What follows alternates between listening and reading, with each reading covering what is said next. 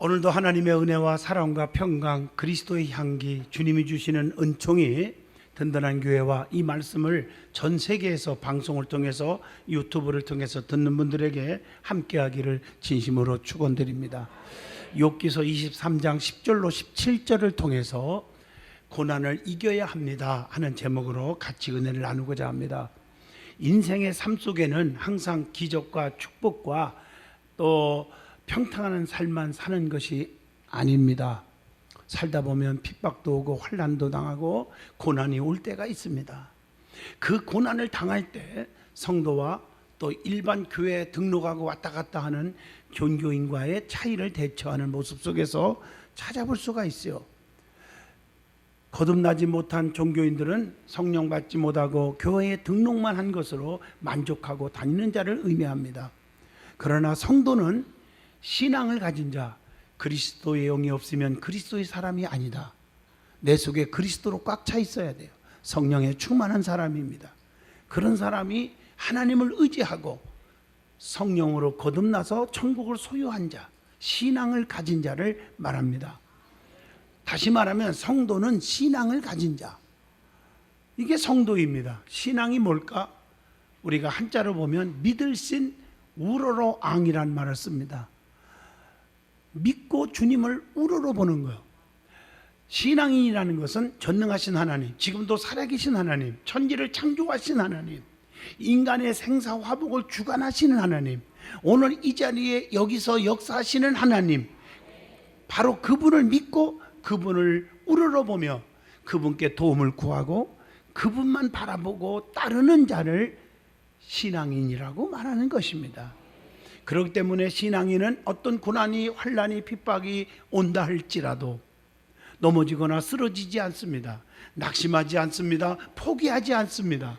어떤 고난도 잘 극복하고 이겨내며 오히려 고난 속에서도 더 큰 축복을 받는다는 것을 깨닫고 사는 줄로 믿습니다. 그러므로 성도는 어떤 고난이 와도 이겨내야 합니다. 전능하신 하나님을 확신하며 그분을 믿기만 하면 이길 수가 있습니다. 오늘 본문 말씀은 욥에 대한 말씀이 기록되어 있습니다. 욥은 엄청난 고난 속에서도 이긴 자의 모델이라고 말할 수 있을 것입니다. 엄청난 고난이 그에게 닥쳐왔지만 그는 이겼다는 것입니다. 그래서 결국에 어떻게 됐어요? 가정의 회복의 축복, 또 갑절의 축복을 받았다고 기록합니다. 오늘 이 말씀을 중심으로 욥이 어떤 사람이었습니까? 그리고 욥이 고난받은 것이 무엇이었습니까? 또한 욥이 고난이 올 때 어떻게 이겼습니까? 오늘 이것을 본문을 통해서 찾아보면서 저와 여러분이 깊은 깨달음과 은혜 받는 시간이 되기를 바랍니다. 제일 먼저 욥은 어떤 사람이었는지를 생각해 보겠습니다. 욥이라는 사람이 누구였습니까? 욥은 히브리 원어로 보면 이오브 하는 단어가 있는데 그 뜻은 그가 울부짖는다, 미움을 받는다, 혹은 적을 가진다, 이런 뜻을 가지고 있습니다.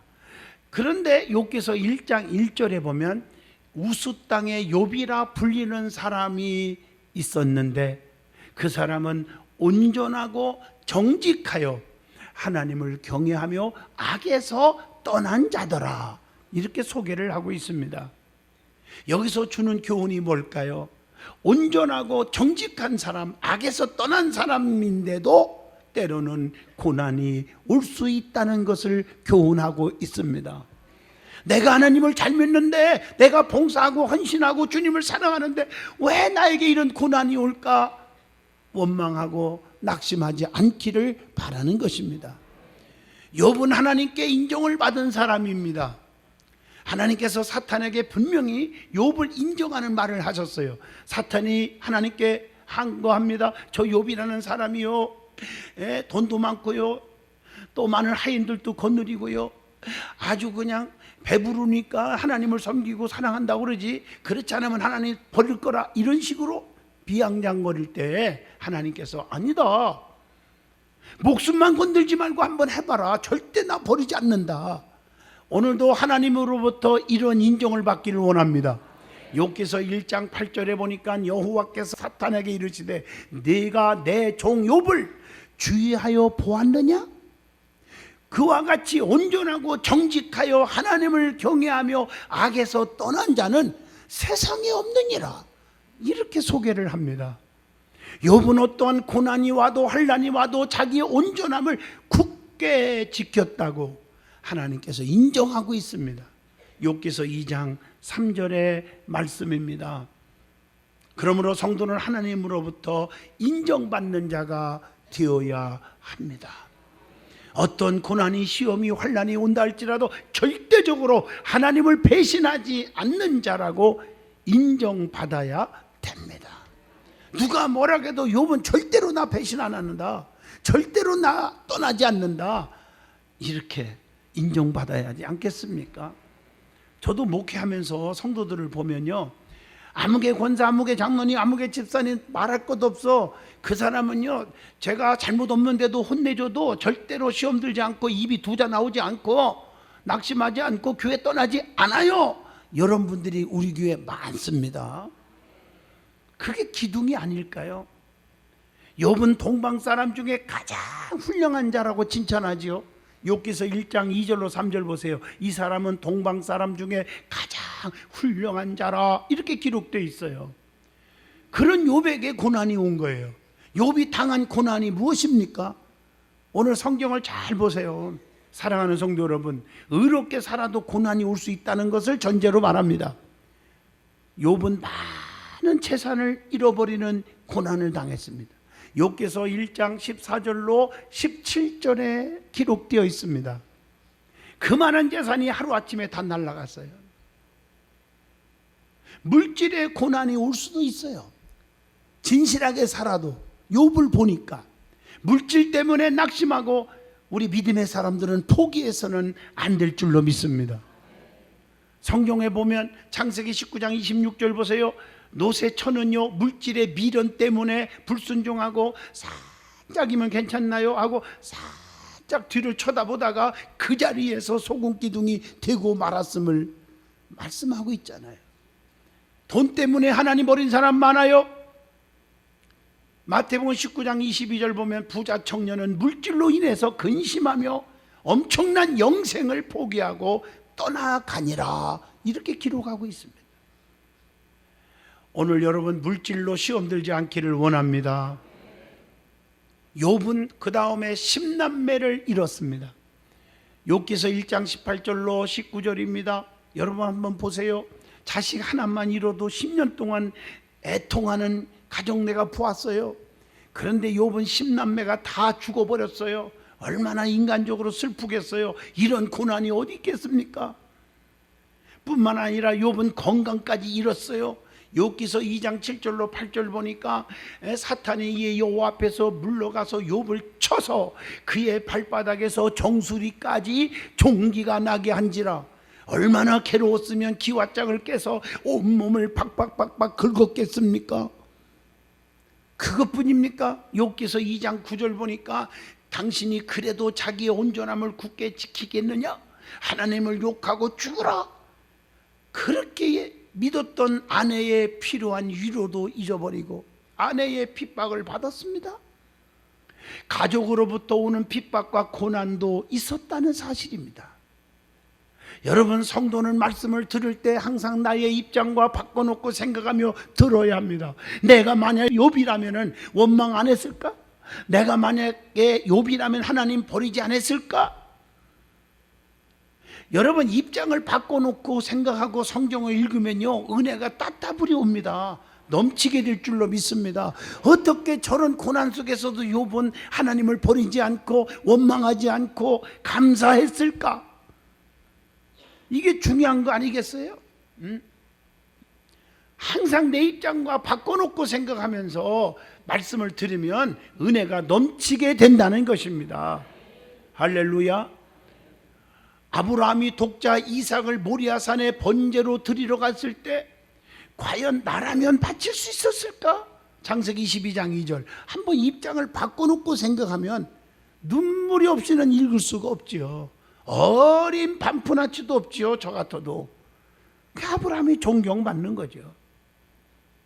그럴 때 하나님이 아브라함을 버렸습니까?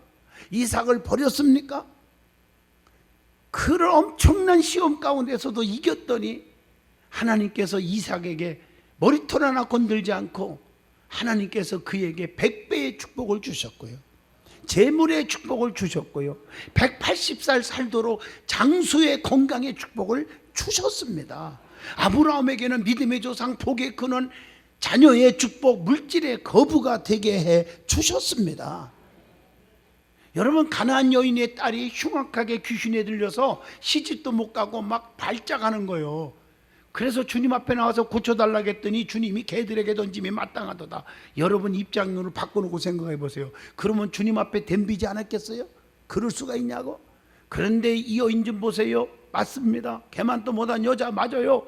그러나 개들도 상 아래 버려두는 부스러기라도 주워 먹지 않습니까? 마태복음 15장 읽어보세요.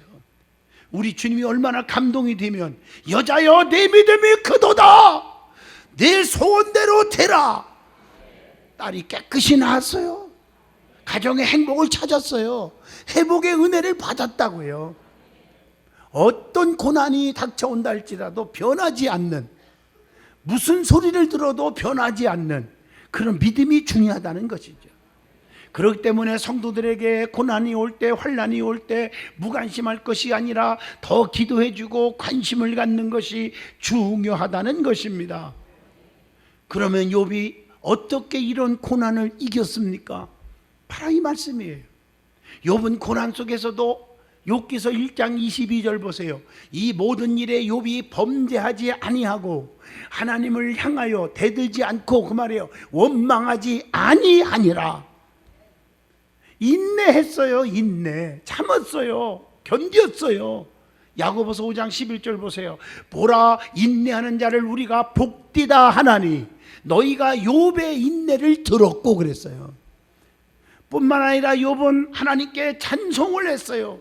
욥기서 1장 21절 보세요. 주신 이도 여호와시고 거두신 이도 여호와시니 여호와의 이름이 찬송을 받으실지니이다. 이렇게 말씀하고 있어요.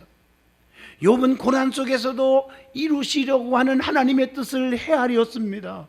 하나님의 능력을 믿었고 하나님의 절대 주권을 믿었습니다.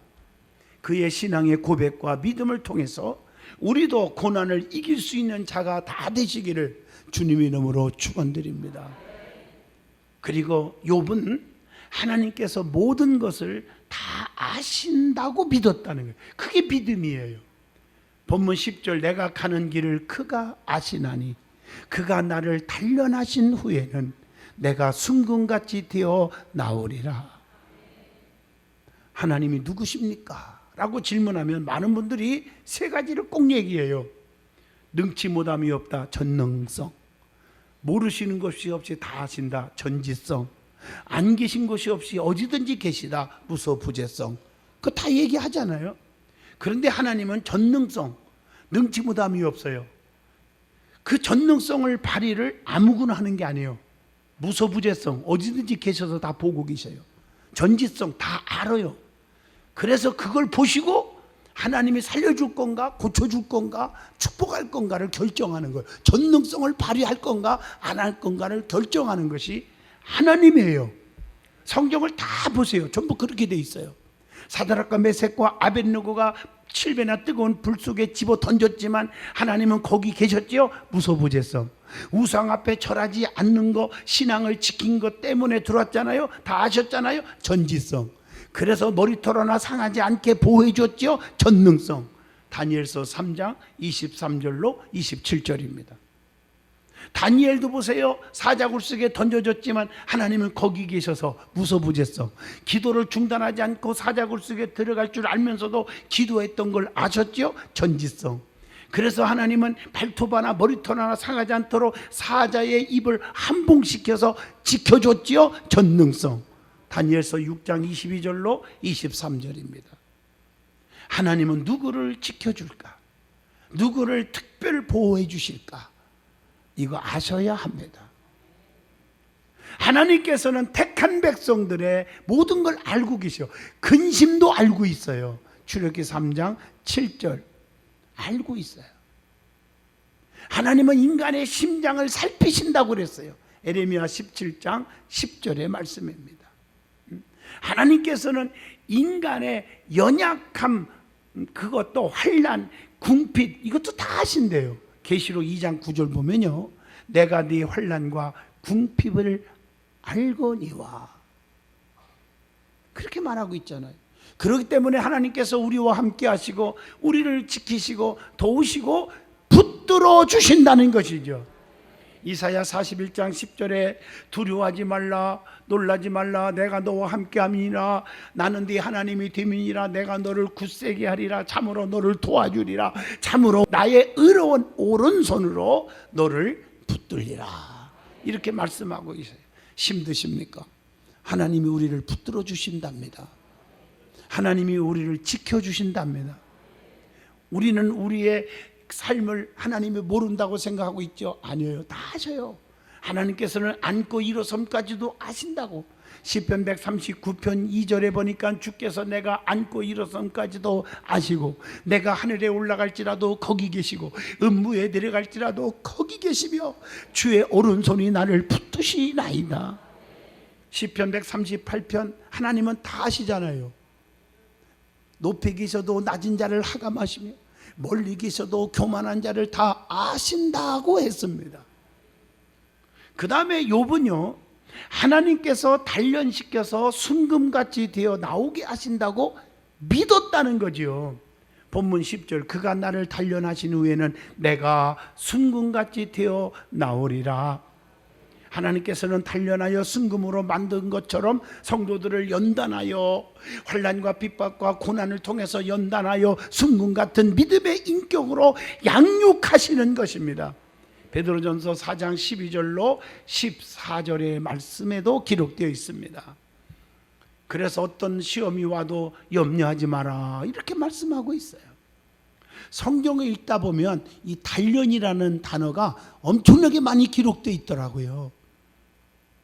오늘 본문 10절에 봐도 단련하신 후에 순금같이 만드신다. 단련이라는 말.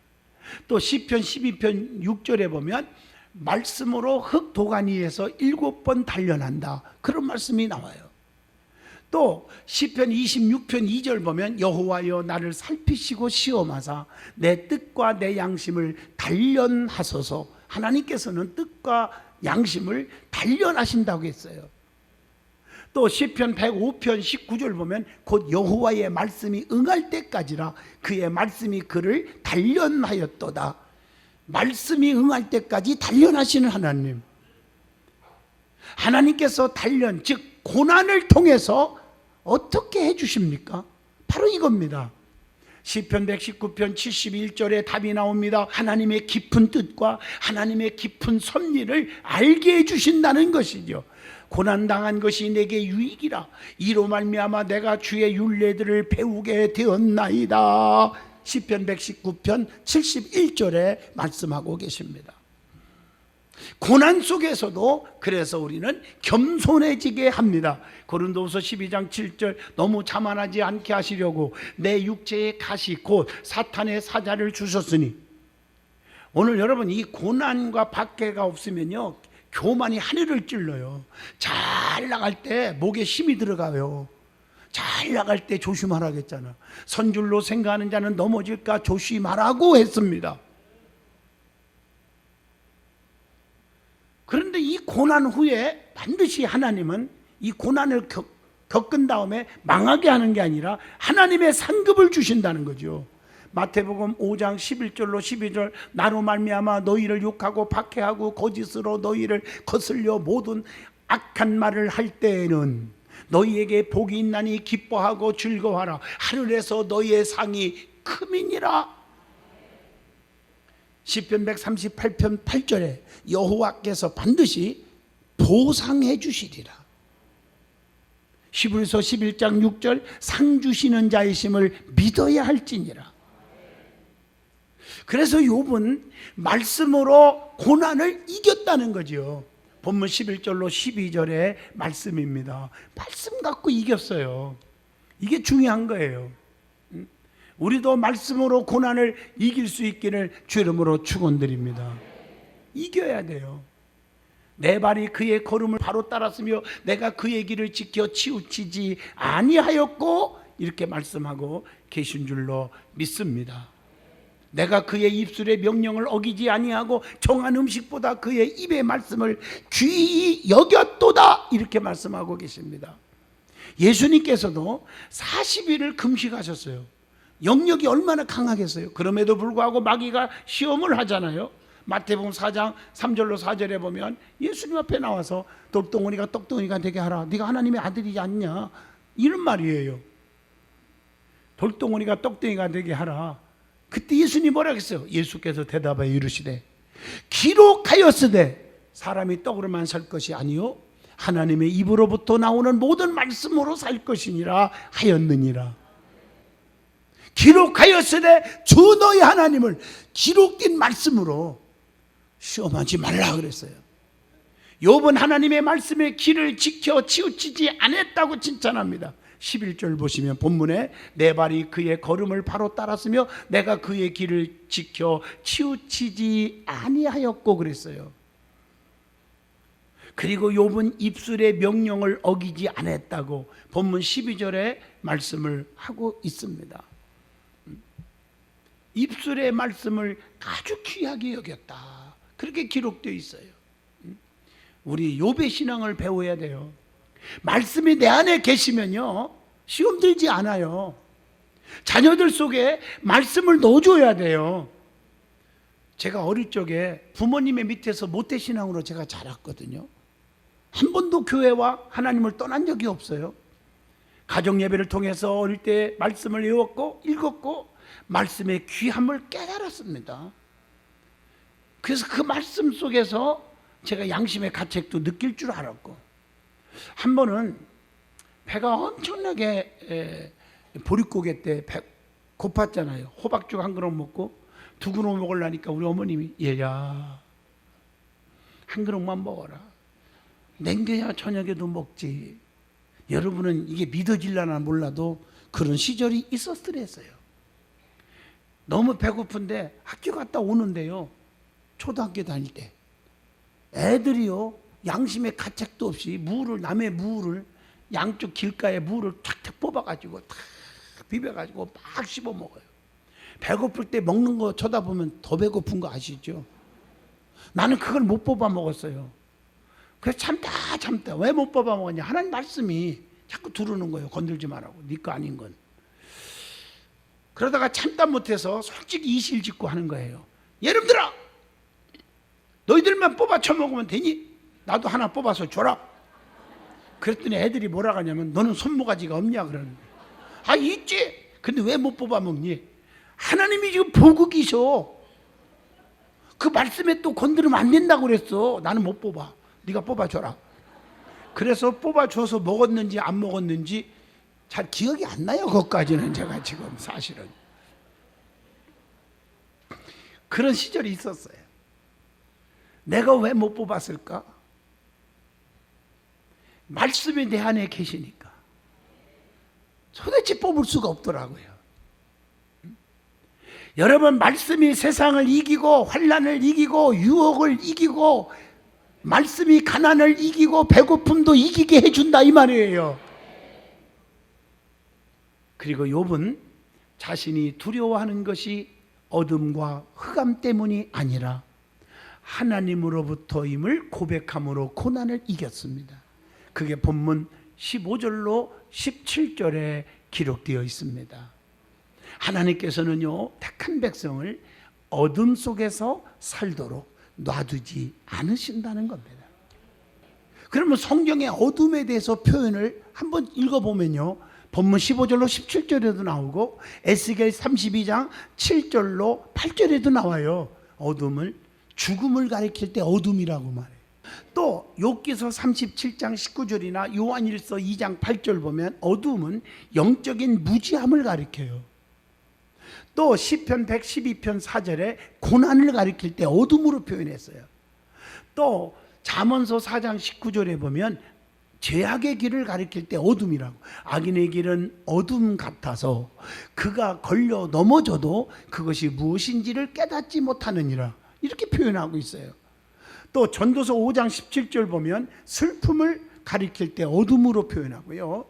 또 마태복음 22장 13절에 보면 버림받은 자의 거처를 가리킬 때 어둠이라고 표현합니다.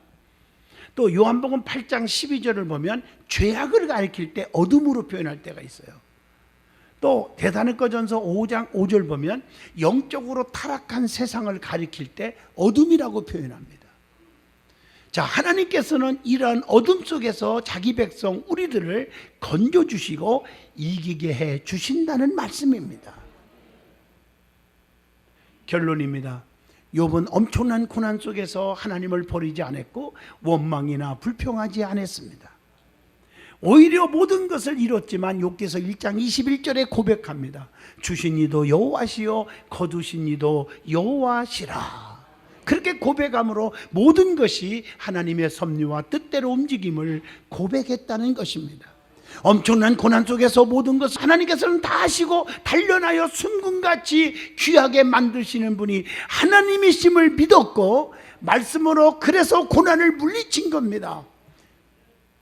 뿐만 아니라 하나님께서 자기 백성을 어둠 속에 놔두지 아니하시고 고난을 이기게 하신 후에는 욥에게 회복의 축복을 주셨고 10남매의 자녀들을 다시 주셨고 물질은 갑절로 주셨다고 욥기서 42장 12절로 13절에 말씀합니다. 뿐만 아니라 건강과 장수의 축복도 주셨는데 욥기서 42장 16절을 보니까 그 후에 욥이 140년을 살았고 아들과 손자 4대를 보았다. 멋있습니다. 그러므로 우리도 어떤 고난이 온다 할지라도 이기셔서 하나님의 축복을 누리는 성도들이 되시기를 간절히 축복합니다. 기도합니다.